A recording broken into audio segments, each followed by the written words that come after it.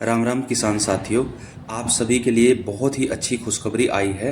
हाल ही में केंद्रीय मंत्री शिवराज सिंह चौहान ने प्राकृतिक खेती के कार्यक्रम में किसानों के लिए एक बहुत ही अच्छी खुशखबरी जो है वो लेके आए हैं।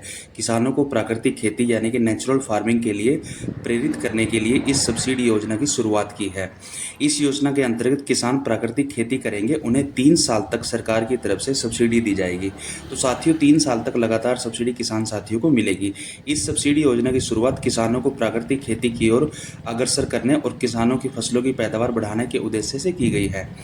तो प्राकृतिक खेती जो होती है, कार्बन फार्मिंग जो होती है, उसके द्वारा पर्यावरण में होने वाली हानि को कम किया जा सकता है। इसलिए किसानों को प्राकृतिक खेती की ओर ले जाया जा रहा है ताकि आने वाले समय में भूमि में होने वाली हानि को कम किया जा सके, साथ ही अत्यधिक उर्वरकों के उपयोग की मात्रा को घटाया जा सके, जिससे भूमि की उर्वरक और उत्पादन क्षमता में वृद्धि होगी और भूमि में पोषक तत्वों की मात्रा में भी इजाफा होगा।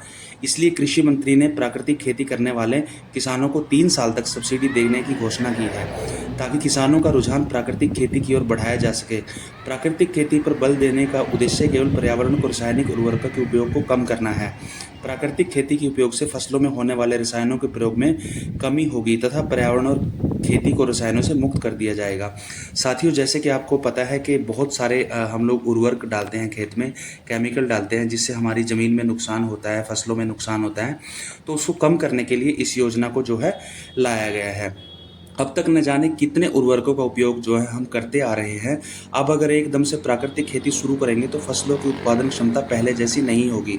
अगर फसलों की पैदावार में कमी होगी तो किसानों को आर्थिक नुकसान का सामना करना पड़ सकता है। इसलिए सरकार आने वाले 3 सालों के लिए उस आर्थिक नुकसान से बचाने के लिए लगातार किसानों को जो है सब्सिडी देने जा रही है। प्राकृतिक खेती के द्वारा उगाई गई फसलों और सब्जियों के अच्छे दाम मिलते हैं, इसलिए किसानों को सरकार के द्वारा प्राकृतिक खेती की ओर अग्रसर किया जा रहा है। कृषि मंत्री ने कहा कि लगभग 1 करोड़ किसानों को प्राकृतिक खेती करने के लिए जागरूक किया जाएगा। इसके लिए पूरे देश के कृषि विश्वविद्यालयों में प्रयोगशालाएं बनाई जाएंगी और किसानों को प्राकृतिक खेती के लिए ट्रेनिंग दी जाएगी, प्रशिक्षित किया जाएगा। प्राकृतिक खेती के जो फायदे होते हैं अब वो देख लेते हैं किसान साथियों हम। प्राकृतिक खेती करने से फसलों के उत्पादन में कोई कमी नहीं होती और उनके भंडारण में भी कोई कमी नहीं आएगी। रासायनिक कीटनाशकों के अत्यधिक प्रयोग से भूमि की उर्वरक क्षमता पर काफ़ी बुरा असर पड़ता है। तो भूमि को बचाने के लिए, मिट्टी को बचाने के लिए प्राकृतिक खेती की तरफ की ओर सरकार का ये जो है कदम है। इसके लिए सरकार लगातार 3 साल तक किसानों को सब्सिडी देगी। प्राकृतिक खेती में किसानों को फसलों के लिए लगभग 50 से 60% पानी की आवश्यकता कम पड़ती है।